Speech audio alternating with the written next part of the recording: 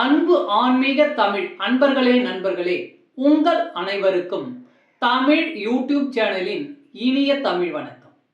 தாய்மொழியால் இணைவோம், தாய்மொழியை வளர்ப்போம். வாழ்க தமிழ், வளர்க தமிழ். நமது சேனல் ஆன்மீக பதிவில் 12ஆம் நூற்றாண்டில் சேக்கிழார் அருளிய 12ஆம் திருமுறை சைவ காப்பியமுமான பெரிய புராணம் என்ற திருத்தொண்டர் புராணம் என்னும் நூலில் உள்ள அனைத்து பாடல்களையும் பரம்பொருளான சிவபெருமானின் அருளாசியுடன் ஒவ்வொரு பாடலையும் தெளிவான மற்றும் இயல்பான விளக்கத்துடன் அளித்து வருகிறோம். நாங்கள் அளித்து வரும் இந்த பெரிய புராணம் என்ற திருத்தொண்டர் புராண பதிவினை கேட்டு அதன் இனிமை உணர்ந்து அகிலம் காக்கும் இறைவனின் அருளாசியை பெற்று இறைப்பயன் அடையுமாறும், மேலும் இந்த பதிவிற்கு லைக் மற்றும் ஷேர் செய்தும், அது மட்டும் அல்லாமல் இதுவரை இந்த சேனலுக்கு நீங்கள் சப்ஸ்கிரைப் செய்யவில்லை என்றால் சப்ஸ்கிரைப் செய்து பெல் பட்டனையும் அழுத்தி ஆதரவு அளிக்கவும் அன்புடன் கேட்டுக்கொண்டு இப்பதிவினை தொடர்கிறேன். வாருங்கள், ஆன்மீக பதிவில் சேக்கிழாரின் 12ஆம் திருமுறையான பெரிய புராணம் என்ற திருத்தொண்டர் புராண பாடல்களை தெளிவான விளக்கமுடன் அறிவோம், அறிந்து தெளிவோம், தெளிந்து இறைப்பயன் அடைவோம். பெரிய புராணம் அல்லது திருத்தொண்டர் புராணம் என்பது சேக்கிழார் அவர்களால் பெருங்காப்பிய இலக்கணங்கள் பலவும் கொண்டதாக இயற்றப்பட்ட சைவ காப்பியம் ஆகும். சுந்தரமூர்த்தி சுவாமிகளின் திருத்தொண்ட தொகை என்னும் நூலை முதல் நூலாக கொண்டும், சுந்தரமூர்த்தி சுவாமிகளை காப்பிய தலைவராக கொண்டும், அவர் போற்றிய சைவ அடியார்களின் வாழ்க்கை வரலாற்றினையும் இந்நூலில் சேக்கிழார் விவரிக்கிறார்.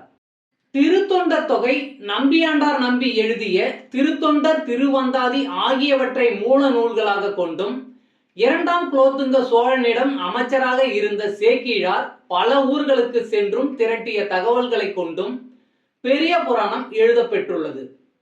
2ஆம் குலோத்துங்க சோழனின் ஆணையின்படி தில்லைக்கு சென்றவர் அங்கு இருக்கும் இறைவனான நடராசர் உலகெல்லாம் என்று அடியெடுத்து கொடுக்க, சேக்கிழார் உலகெல்லாம் உணர்ந்து ஓதற்கு அரியவன் என பெரிய புராணத்தை தொடங்கியதாக நம்பப்படுகிறது.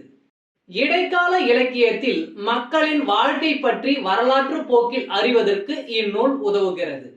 பெரிய புராணம் முதல் காண்டம், 2ஆம் காண்டம் என 2 காண்டமாகவும், முதல் காண்டத்தில் 5 சருக்கங்களையும் 2ஆம் காண்டத்தில் 8 சருக்கங்களையும் உடையதாக அமைக்கப்பெற்றுள்ளது.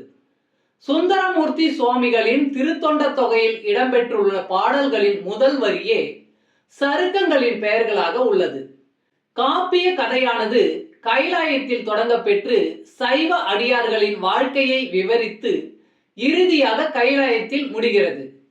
முதற்காண்டத்தில் திருமலை சருக்கம், தில்லைவாழ் அந்தணர் சருக்கம், இலைமலிந்த சருக்கம், மும்மையால் உலகாண்ட சருக்கம், திருநின்ற சருக்கம் என்ற 5 சருக்கங்களும், 2ஆம் காண்டத்தில் வம்பரா வரிகண்டு சருக்கம், வார்கொண்ட வனமுலையால் சருக்கம், பொய்யடிமை இல்லாத புலவர் சருக்கம், கரைக்கண்டன் சருக்கம், கடல் சூழ்ந்த சருக்கம், பத்தராய் பணிவார் சருக்கம், மன்னிய சீர் சருக்கம், வெள்ளானை சருக்கம் என்னும் 8 சருக்கங்களும் அமைந்துள்ளன.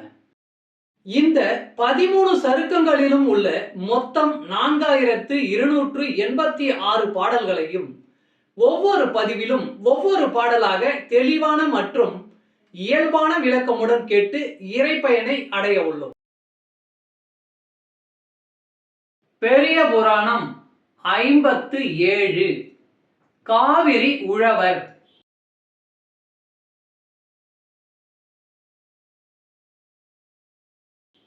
வம்புலா மலர் நீரால் வழிபட்டு செம்பொன் வார்கரை எண்ணில் சிவாலயத்து எம்பிரானை இறைஞ்சலின் ஈர்ம் பொன்னி உம்பர் நாயகர் கண்பரும் ஒக்குமால். வம்புலா மலர் நீரால் வழிபட்டு செம்பொன் வார்கரை எண்ணில் சிவாலயத்து எம்பிரானை இறைஞ்சலின் ஈர்ம் பொன்னி உம்பர் நாயகர் கண்பரும் ஒக்குமால். பாடலின் விளக்கம். எண்ணிலா சிவாலயங்கள் இருக்கும் கரைகளை தொட்டுக்கொண்டு ஓடி வருவதால் காவிரி ஆறு சிவனை வணங்கும் அடியார்களை போன்றது. திருச்சிற்றம்பலம்.